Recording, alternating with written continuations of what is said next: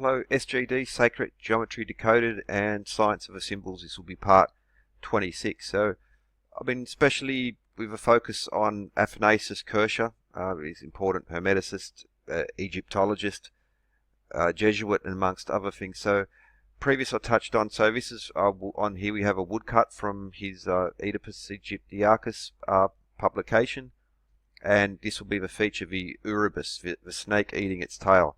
Now it's also featured here, and in the previous episode I went into that, but what we see is alchemy, or weights and measures, alchemy, music, and geometry. The quadrivium is what's based, and then there's also none too subtle hints to constellations there as well, the previous episode, so I won't respond on those. Well, I could have included the corona there, but that's another one as well. But the snake eating its tail, the Ouroboros, and that will be the feature. But it's an important one, and so I'll just basically be going through a history because it's very not complex, but very subjective, the meaning of this, and so almost as many meanings for the Ouroboros as there are variations on the design, and yeah, there's a lot of stuff out there, and it's almost you can choose what you want to be from there. For instance, a union of Ra and Isis, because you'll find it in ancient Egypt. Amongst other things, the Greeks use it as a protective charm. There's also Gnostics linked it to creation. It's almost like the creator, with no need of feet or no need of food or sustenance, so it was able to sustain itself. It didn't need feet or hands or anything to manipulate.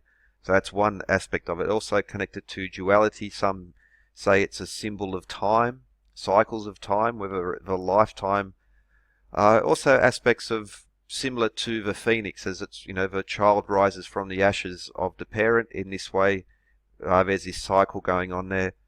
Also suggested that it's a personal transformation in this sort of spiritual sense, and so there are many, sometimes complementary, but very often conflicting meanings on this, and it's a little bit different in this one. But as we'll show, in alchemy, in the Hermes, weights and measures, the alchemy of quadrivium, those writers with the oldest surviving documents usually connect it to Mercury and the Philosopher's Stone, or also prima materia in a way. But so just as an example, so this is the Tutankhamun, and there we see just close-ups so of the head and the feet, and this is probably the oldest known example of the Ouroboros, the snake eating its tail, and it's suggested to be an example of the union of Ra and Osiris, so the sun and the underworld, the light and the dark, which is also a theme that other Hermetic writers have spoken about. There's also 11th or 10th century, so over 3,000 years old, and just like the previous, we saw the child Horus, and again the Ouroboros eating its tail, and even these two flanking lines, but that's a similar theme, cross cultures. Now we move towards the Gnostic period, and especially Ptolemaic Egypt. And so, for instance, this jewel, it's you can see the snake eating its tail. It's got the scarab.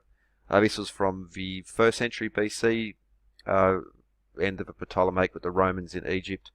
But Cleopatra the Alchymist, who's very important, of Michael Meyer, this important Hermeticist, said that Cleopatra the Alchemist was only one of 4 women to have created the Philosopher's Stone. And what exactly is that? Well, we'll get to that in future episodes. But this is her, credited to her anyway, and the all is one. So it's along similar lines to this older alchemical concept of the prima materia, which is, well, okay, that's a bit different anyway. So around about the 3rd, 4th century BC, she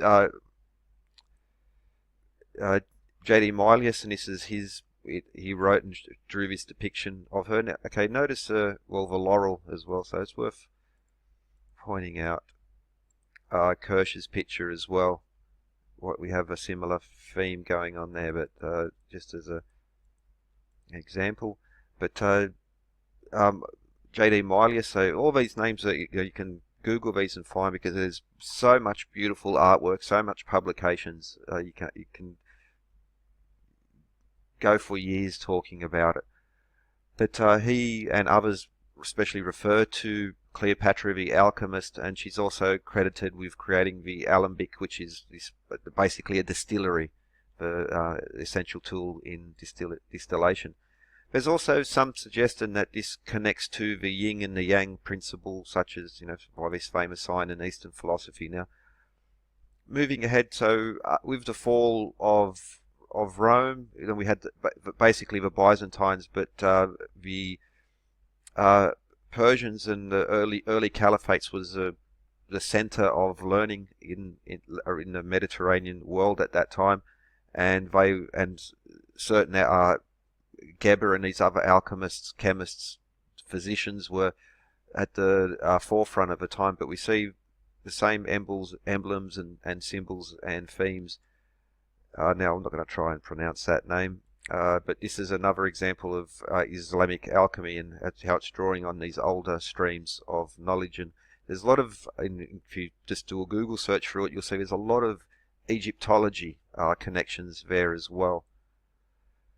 Then we start entering with the beginning of, so the birth of groups such as Rosicrucians and the early Theosophists in Europe, and so there was a lot of texts coming into, especially with the collapse of the Byzantine Empire to the east, and the expulsion of the Moors from Spain. Europe was getting a lot of documents, and you can even through the architecture and even social structures, you can see there was these big leaps forward. So the great cathedrals, an example, were built at this time when Europe really started producing this type of artwork, or the Hermetic alchemical period. This is one example, 1478, and just another medieval version. Then, as the early Rosicrucians, Theosophists, what would later become basically the Illuminati, the actual early Illuminati, not the YouTube-y stuff, but for instance, again, back to Mylius, is again a very important, influential figure. We have this now. This three will come to in other episodes as well. But we see also, the birds of alchemy, which is an important recurring theme throughout these. I'll put the links in the description where you can get this book, The Crowning of Nature, the book with 7 seals. It's an anonymous one, but like calcination, 2 examples of, even small, but it's the Ouroboros again, but from the same book. And so there's different ways of calcination. It's not a single process. But also imbibing, and the Ouroboros, congealing, as things congeal, and sublimation. Again, these so of the 7 major steps, calcination, sublimation are them, but imbibing, congealing, they have these connections, and they're important to metalwork, dyes and pigments, food production, preservation. It's just everything that an industrial chemist or in industry was involved in. This was what the Hermeticists and the alchemists were doing at that time, and they, that you can't compare them to the science and technology we have today, of course, but we shouldn't forget this and just dismiss it as a religious pseudoscience, because that's not what it was. They brought forth the great cathedrals. We look at their architecture and marvel at it today. Through them, our chemistry, and even our physics, our maths, our geometry was introduced, developed, and through these types of people. Now, this crowning of nature, this was by anonymous, but there's another one, Elementa Chemiae, the crowning of nature, and we'll see, and it's a different style of illustration, but it has the same themes running through it. That's 1718, Johann Conrad Barchusen, and again, just the same, like calcination, these other alchemical processes, but also multiple references to the Ouroboros there. Now we get towards Compendium Alchymist, Johann Michael Faust, another one if you're really worth looking into, and his pictures again, so the sun and the moon especially, double-headed eagle with the silver and the gold, the Venus, Saturn, Mars, Jupiter, etc., and again this Ouroboros there, and I couldn't find the whole picture, but we see the cut-off there again, and this is important because we have a single, well, basically a wyvern eating its tail, but here we have two. One's eating the other one's tail, which is a same basic thing going on, but it says there are subtle differences in that as well. So previous slide was of Faust. This picture here, again with the Ouroboros there in the center, and this triple-headed theme, which we'll come back to in future. So this is a Faust one again, and now it's just on the other side. But George von Welling, and it's the same drawing, but just but the alchemical wedding as constant themes. Now these are from the Manly P. Hall collection, and I couldn't find find solid evidence of who was their original publication. But again, the sun and the moon, and the Ouroboros there. And here is an interesting one, because over the Ouroboros we have this triple-headed dragon, the red, the yellow, and the black. And this is part of this triple-headed theme we've seen earlier, especially connected to Rebus. Clavis Infirmi. This is a book that had a lot to do with, especially anyway, demonology, witch trials, and this sort of stuff as well. A little bit murky, but again we see all the Ouroboros there. And again we see it, but again with two separate creatures, not an individual one. And in the next slide we'll get an example. So Clavis Artis, again another lovely book just for the illustrations. Very interesting also the right, but see the single creature eating its tail, or the dragon, and here we have a serpent and then the dragon eating its tail.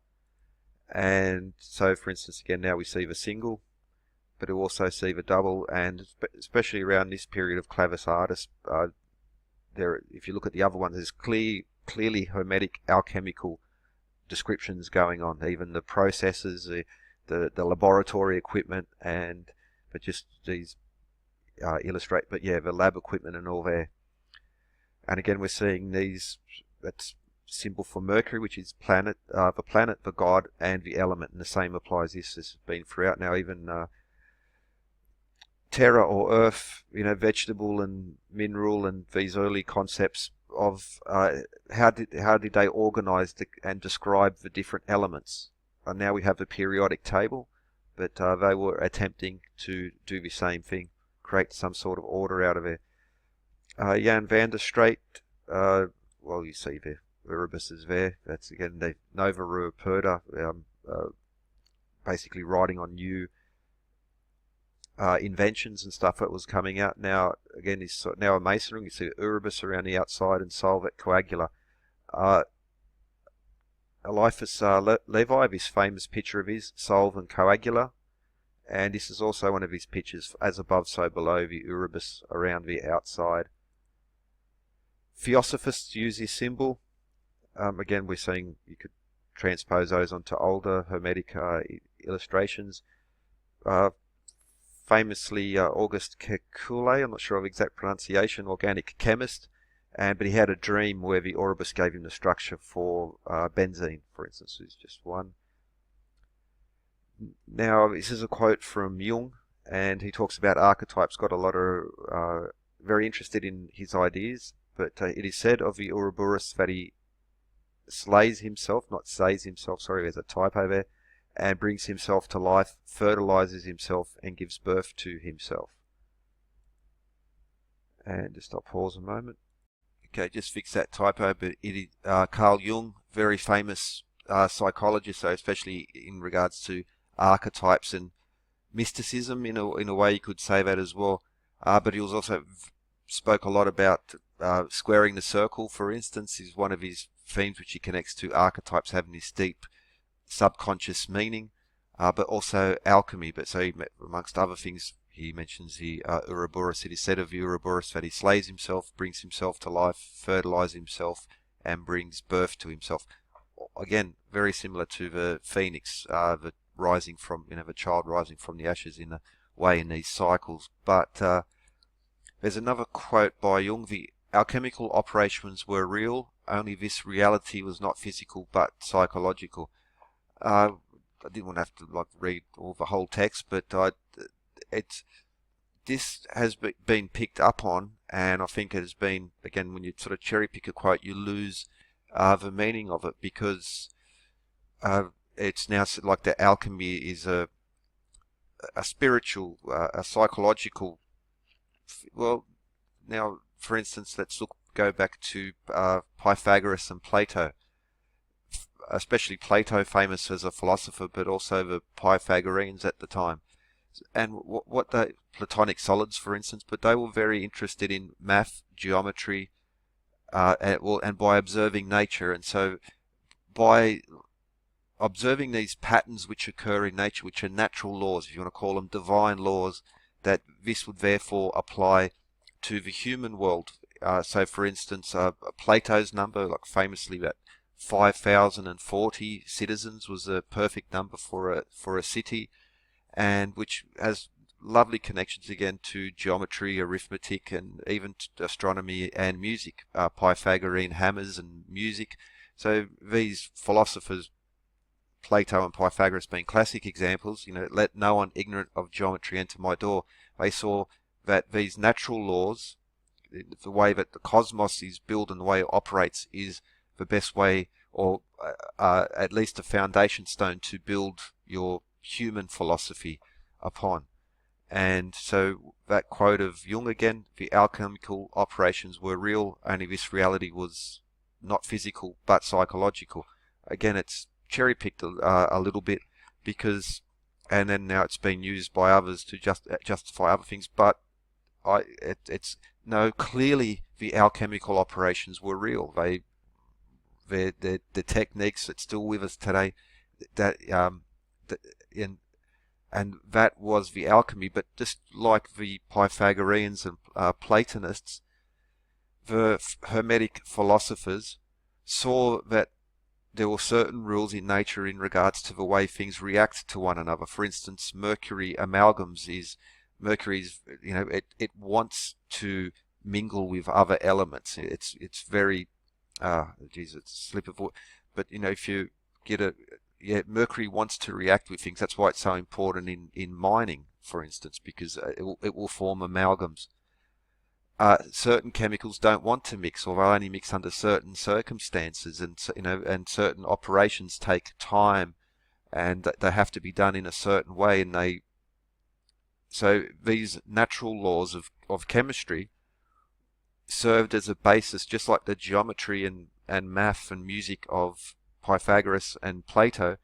The chemical operations, the way that nature behaved in itself, and how they started to realize that these elements, mercury, gold, silver, tin, iron, lead, behaved in certain ways and mixed with certain ways with one another, and to master them in a way was to master the world, or the world around you, and to become, have control, have power, have reason and intellect. And by observing the natural cycle, the way that the chemistry reacts, then psychological, moral, spiritual aspects were then connected to those. It said, look how this happens. This is a good description of how relationships happen between humans. This is, copper is a beautiful soft metal. It has feminine aspects, but iron is quite hard and it rusts, and it has male aspects. It's good for war, but it's also, well, it rusts very easily, as where copper has a different aspect to it. Mercury, sometimes it's a solid, and if it warms up a little bit, it turns into a liquid. It's mercurial, it's mysterious, but it's also has, if you get a bit of copper or aluminium, gold or silver, and you just drop some mercury on it, the mercury wants to react with it. It will form an amalgam very quickly. So like amalgam in your teeth, these type of things, it's a mercury amalgam. It's a very important, very useful chemicals, also very toxic, very dangerous too. But the point being that, again, this Jung quote, that it's like the alchemical operations were real and they were physical. They were clearly that. But the psychological aspects of it, Jung was a very clever guy. He didn't mean this in that you read the sentence on his own. He knew much better than this, but he was talking about it in a wider conversation. But again, this is one of his Jung quotes in regards to alchemy that's sort of been not the whole sort of story, but this natural philosophy, nature, natural philosophy, it comes from nature, and then using these laws and the way that the world around us and observing how there are similarities between human behavior and human psychology and archetypes, because this is how we relate. So how do we describe an archetype? Well, we relate it to the world. So whether it's snakes, fruit, or gold and silver and the meaning and that come from them, that's yeah, just thought that was worth mentioning, but with this, so because of a moral spiritual aspect, that so just like medicine, alchemy didn't develop very slowly, and for instance, medicine was still stuck in the four humors. The early experiments with blood transfusions were abandoned and banned because of people didn't understand blood types, and then it was only basically just before World War I that blood technology and all the benefits that come from it were understood, and chemistry or alchemy being an essential part of it. So the dogma, which had taken grip of a lot of Hermetic alchemical works, also then René Descartes come along and Leibniz, and they shook everything up. And the dogma in regards to, again, even to math, geometry, but also this applied to the alchemy of the time, it was shaken up by Cartesian coordinates being one of the main things. And this eventually will lead to Dmitry Mendeleev, Russian professor of chemistry, and he's one of the giants, a god amongst men, because he invented the periodic table. And what was so awesome about that, he realized by looking at atomic weights and seeing how certain elements have similar properties, and he started grouping them together, and by using their atomic weight, he realized and actually predicted elements that did not yet exist, because he saw that there was a natural order to these. This is not just random, there is an order to this, and he was able to predict things which no one yet knew about and would not know about. There's number 80, that's Mercury. Anyway, but genius guy, and again, he achieved one of the alchemist dreams, which was again to find this order hidden in plain sight, as they say, which is the same with this eternal quest for math and geometry, trying to push the border forward, trying to bring our understanding forward, because through these exoteric, we actually we understand the way that the world works on a really deep level, which is so important to understanding ourselves and bringing forward and developing our possibilities, and doing the previously impossible becomes common, and we take it for granted. Okay, sorry about the rant at the end there, but I thought that was an important one, because this Ouroboros, not really too much science to talk in that way, but there is aspects worth mentioning. Anyway, cheers and have a good one.